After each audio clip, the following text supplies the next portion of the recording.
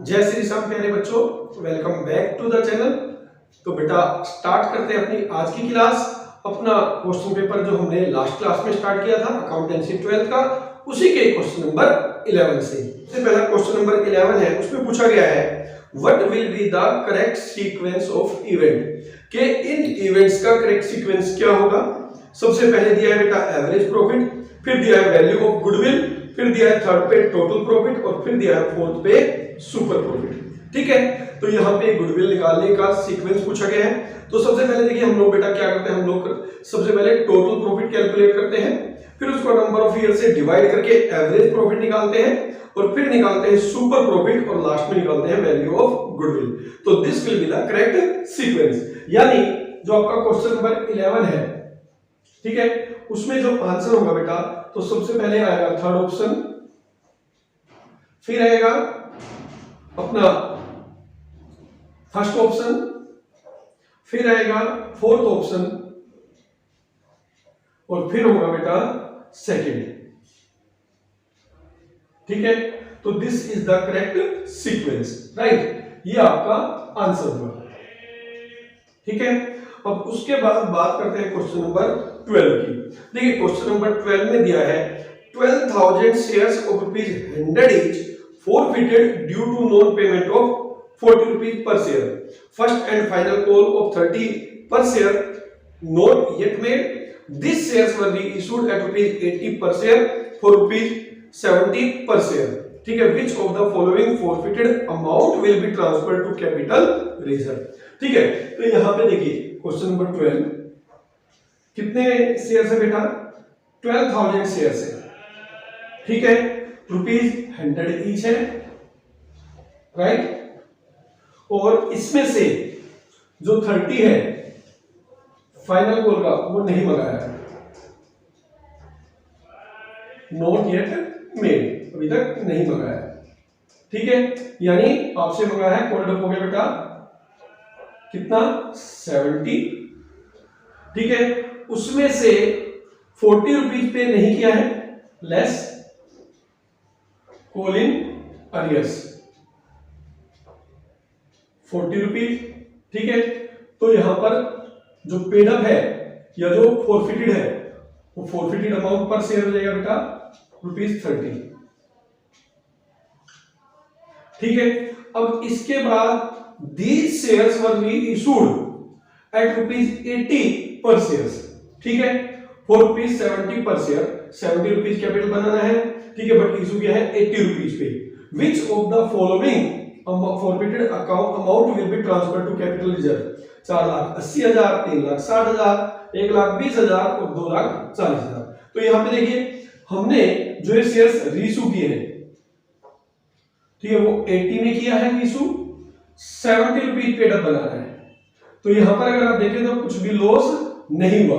जो 30 का ₹30 है बेटा, that is your capital reserve. तो यहां पे जो अमाउंट आएगा कैपिटल रिजर्व का वो हो जाएगा 12,000 इंटू 30, दैट इज ₹3,60,000। ये आपका कैपिटल रिजर्व है और this will be your answer. तो ऐसे आपको निकालना है। मैं तो हमेशा राय देता हूं कि बेटा आपको पर शेयर निकालना सीखना चाहिए। ठीक है, अब इसके बाद जो क्वेश्चन नंबर 13 है, क्वेश्चन नंबर 13 में आपसे पूछा गया है for which purpose security premium reserve can be used, कि इनमें से किस पर्पज के लिए सिक्योरिटी प्रीमियम रिजर्व यूज किया जा सकता है। बेटा देखिए एक चीज समझ लीजिएगा, ये uses of security premium reserve है ना, ये आप जरूर याद कर लीजिएगा।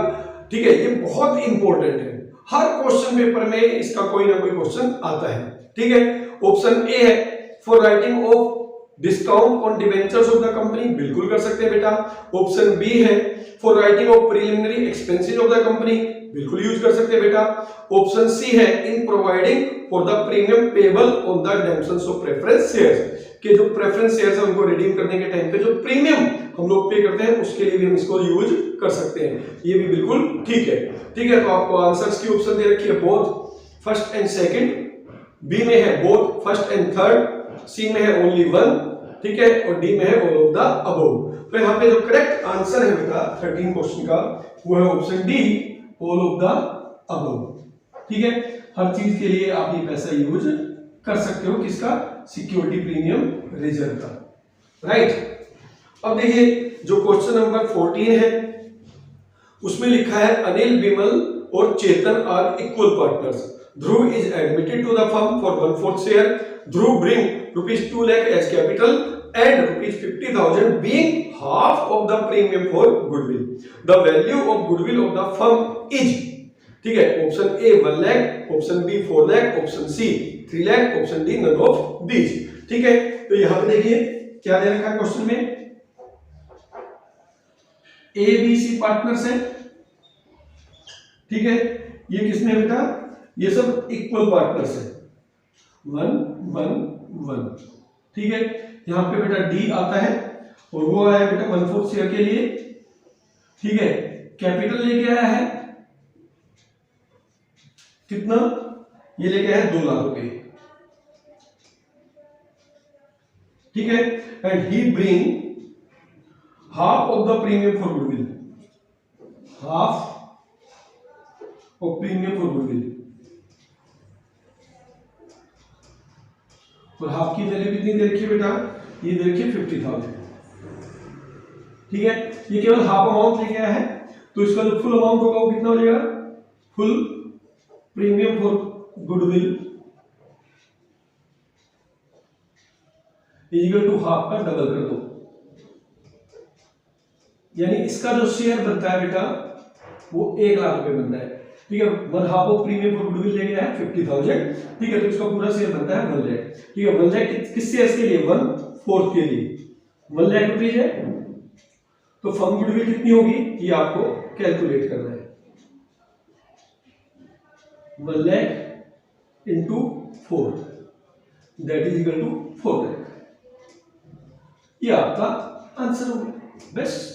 ठीक है, तो ये था आपका क्वेश्चन नंबर 14। अब करेंगे क्वेश्चन नंबर 15। क्वेश्चन नंबर 15 है, ठीक है, उसमें आपको 2 ऑप्शंस दे रखी है। ऑप्शन नंबर 1 में लिखा है if a fix amount is withdrawn on first day of every quarter, ठीक है, for what period the interest on total amount withdrawn will be calculated. Option A दिया है 5.5 मंथ, ऑप्शन बी दिया है 6 month, option C दिया है 4.5 month और option D दिया है 7.5 मंथ। ठीक है, तो यहां पे देख लेते हैं क्वेश्चन नंबर 15। ठीक है, कब विड्रॉ करना है बेटा, फर्स्ट डे। ठीक है, first day of each quarter. ठीक है, आपको एवरेज पीरियड निकालना है, तो एवरेज पीरियड का फॉर्मूला वही, ठीक है, जो पहला विड्रॉन है वो कितने महीने उस साल में चलेगा, तो फर्स्ट विड्रॉन का निकाल लें। अब first day of each quarter है तो फर्स्ट विड्रॉन हम 12 मंथ्स यूज कर सकते हैं, और जो हमारा लास्ट विड्रॉन है, जो हमने विड्रॉ किया होगा बेटा लास्ट क्वार्टर के बिगिनिंग में, वो हम 3 मंथ यूज करेंगे। ठीक है, तो टोटल हो गया 15 डिवाइडेड करेंगे 2 से, आंसर होगा 7.5 मंथ्स। ठीक है, तो आप जो एवरेज कितने मंथ यूज कर सकते हो बेटा, 7.5 मंथ यूज कर सकते हो, राइट। अब यहां पे इसी में और में भी एक क्वेश्चन गिवन है बेटा, लिखा है Ram is a partner and he draw ₹5,000 per month at the end of the month. Interest on drawing is to be charged at 15% per annum. His interest on drawing will be, ठीक है, option A 4250, option B 4125, option C 4000 और option D 9000। ठीक है, आपको ये बताना है। ठीक, तो यहां पे राम है, विड्रॉ करना है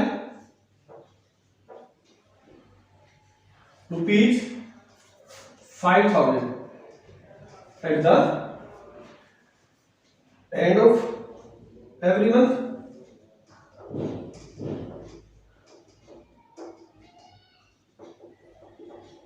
ठीक है, रेट दे रखा है बेटा, इंटरेस्ट ऑन ड्रॉइंग का रेट कितना है बेटा, रेट दे रखा है 15% पर एनम। ठीक है, तो यहां पे भी हमें एवरेज पीरियड निकालना पड़ेगा, तो एवरेज पीरियड का formula at the end of every month है बेटा, तो यहां पे आप 11 मंथ प्लस सबसे लास्ट वाला विड्रॉ तो आप यूज ही नहीं कर पाओगे क्योंकि वो 31 मार्च को विड्रॉ किया होगा, प्लस 0 डिवाइडेड बाय 2, तो दैट विल बी 5.5 मंथ्स। ठीक है, एवरेज जो मंथ है वो कितना लगेगा बेटा, 5.5 मंथ का लगेगा। तो यहाँ पे इंटरेस्ट ऑन ड्रॉइंग निकालने का फॉर्मूला बनेगा total drawing into rate upon 100 into average period divided by 12। ठीक है, तो यहां पे आ जाएगा 60,000 इंटू 5.5 बाय 12, पहले ये रख लेते हैं। ठीक है, इंटू 15 बाय 100। ठीक है, तो यहां से ये दो जीरो कट जाएंगे बेटा, और यहां से ये 50। ठीक है, तो ये हो जाएगा बेटा 750 इंटू 5.5। ठीक है, तो ये हो जाएगा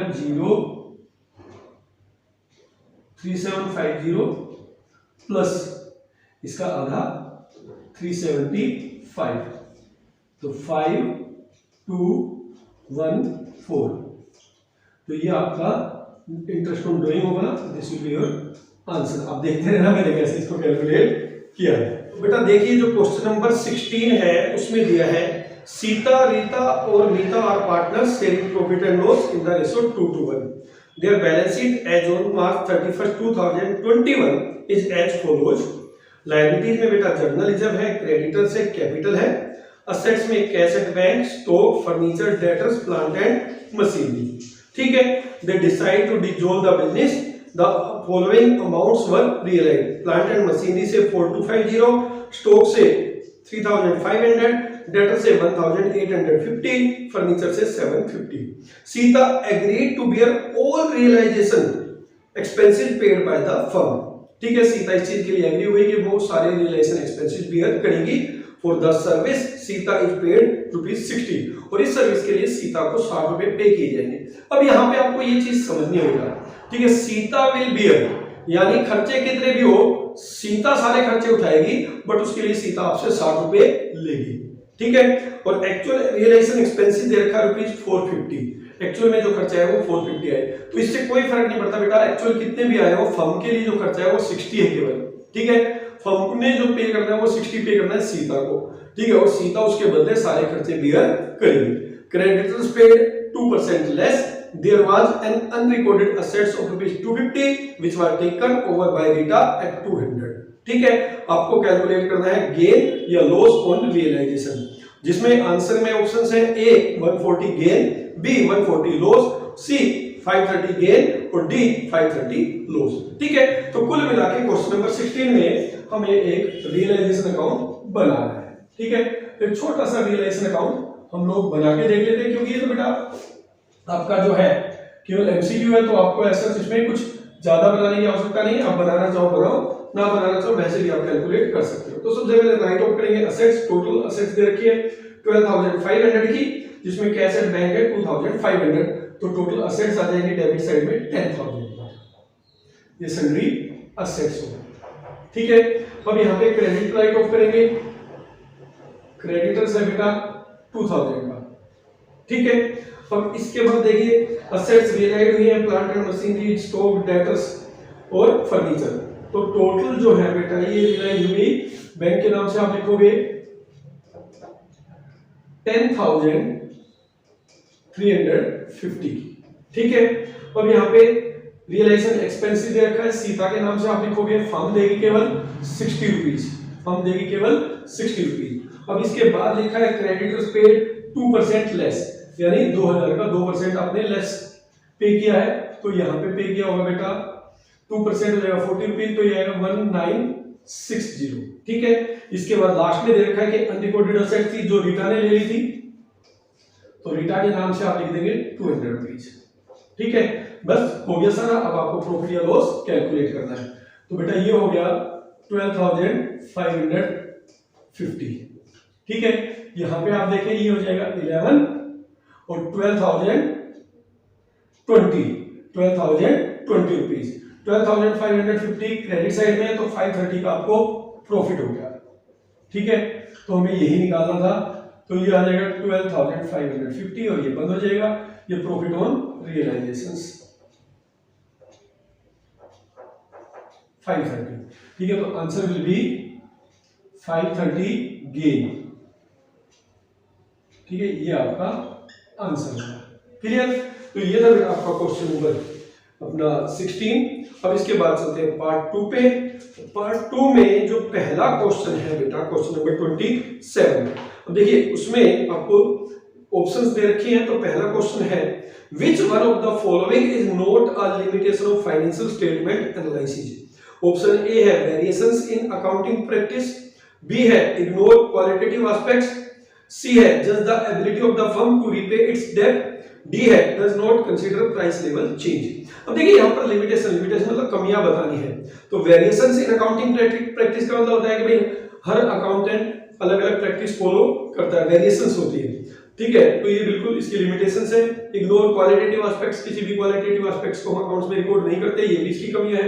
does not consider price level change, assets की वैल्यू में कितना चेंज है उसको हम कहीं भी कंसीडर नहीं करते बुक्स ऑफ अकाउंट में, ये भी इसकी लिमिटेशंस है।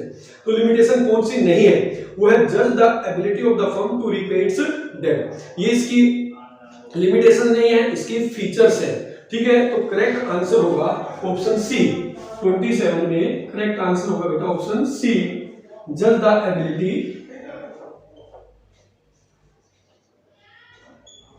ठीक है टू रीपे इट्स डेट, ये इसकी लिमिटेशन नहीं है बल्कि ये इसकी फीचर्स है। राइट, तो ये पहले वाले ऑप्शन का था। अब देखते हैं और में क्या दिया है। और में दिया है बेटा debt equity ratio of a company is 3:1, the company wants to bring it to standard ratio of 2:1, following options are available.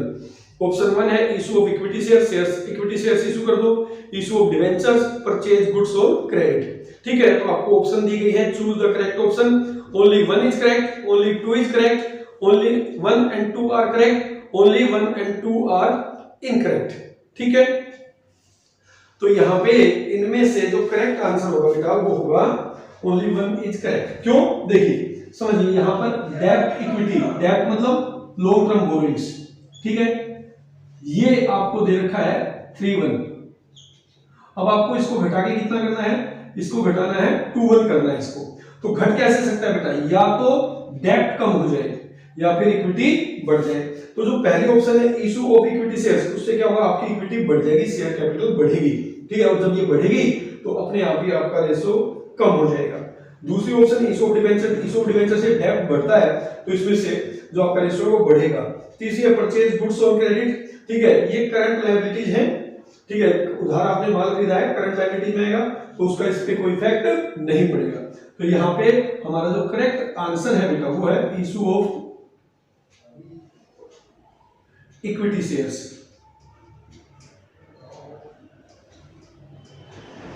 ठीक है, this is your correct answer. Right, तो ये था आपका क्वेश्चन नंबर 27, उनकी दोनों ऑप्शन।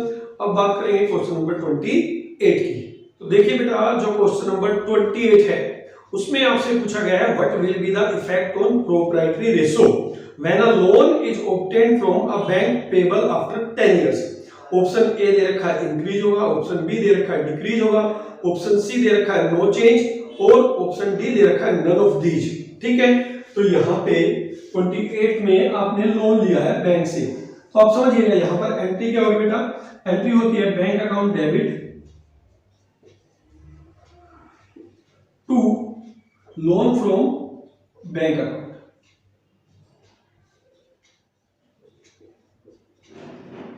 ठीक है, और यहां प्रोप्राइटरी रेशो का जो फॉर्मूला होता है बेटा वो होता है इक्विटी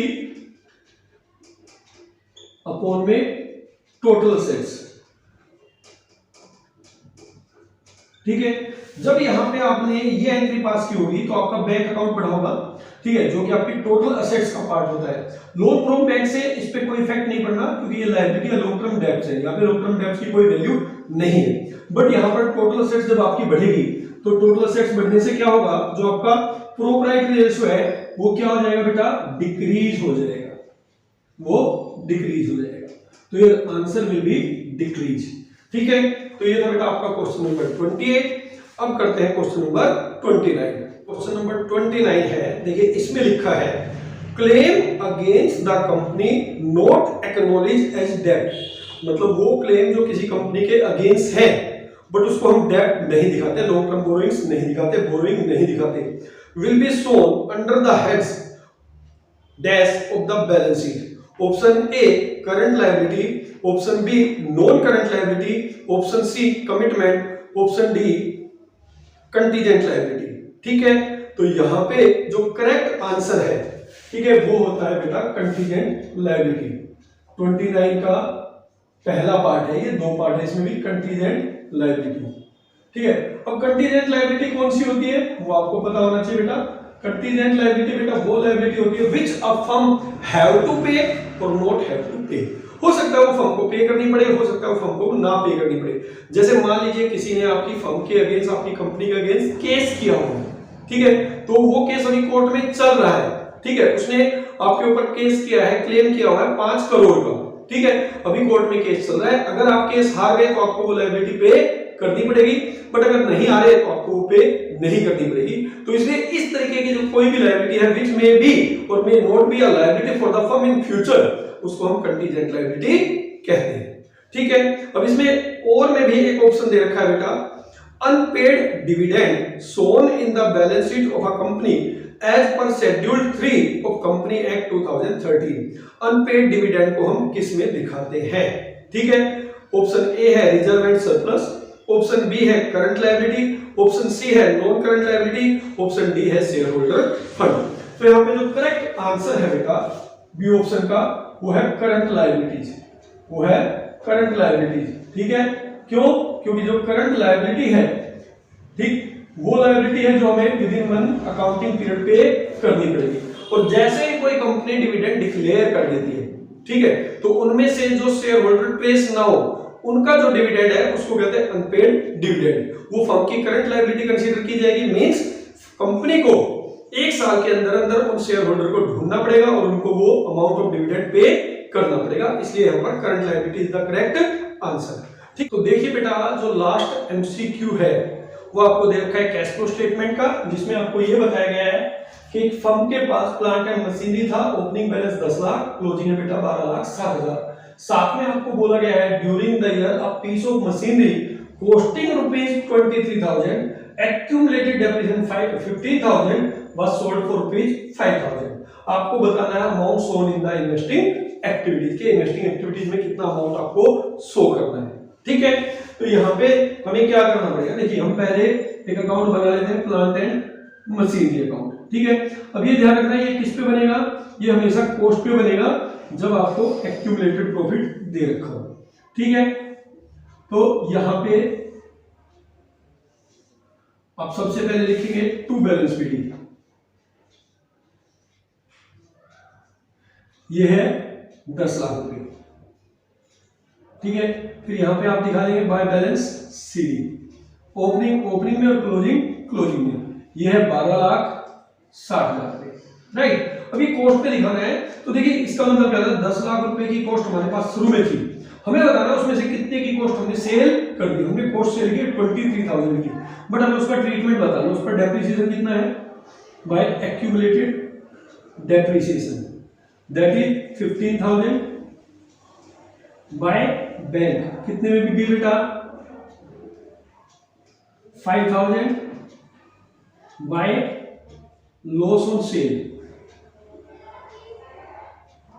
दैट इज 3,000। ठीक है, बट फिर भी हमारे पास साल के एंड में कितना बचिए बेटा 12,60,000 का बचिए। ठीक है, तो यहां पे हम टोटल करेंगे 12,83,000,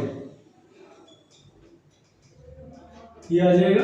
तो देखिए कब पॉसिबल है, समझिए 10 लाख की एसेट थी, ठीक है, उसमें से 23,000 की कॉस्ट सेल भी हो गई और 12,60,000 फिर भी बच जाए, तो ये तभी पॉसिबल है जब हमने ड्यूरिंग द ईयर परचेज की होगी। तो आप यहां पे लिखेंगे टू बैंक अकाउंट, 2,83,000। ठीक है, और यहां पे आप 12,83,000 से इसको बंद कर देंगे। यह है परचेज ऑफ मशीन, ये जो आपका बैलेंसिंग फिगर निकला है। तो इस साल में हमने क्या किया, देखो परचेज ऑफ मशीन,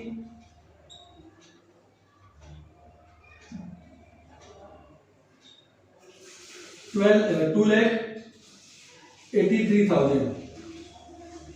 ठीक है, ये हमने परचेज की है less sale of machine, machine बेची भी तो है तो उससे भी तो पैसा आया होगा बेटा, ठीक है, वो आया 5000, ठीक है। तो यहाँ पे आपका जो कैश यूज हुआ होगा वो हुआ होगा ड्यूरिंग देयर इन्वेस्टिंग एक्टिविटी से 2,78,000, और ये आपका answer, cash used in investing activities outflow है 2,78,000, ठीक है। तो ये था आपका क्वेश्चन नंबर 30। आई होप को आपको ये क्वेश्चन समझ में आ रहे होंगे बेटा। अगर आ रहे हैं तो अपने दोस्तों के साथ शेयर करें, वीडियो पे कमेंट करें, ठीक है। मिलेंगे अपनी नेक्स्ट क्लास में किसी और क्वेश्चंस पेपर के एमसीक्यू के साथ, तब तक के लिए जय श्री राम।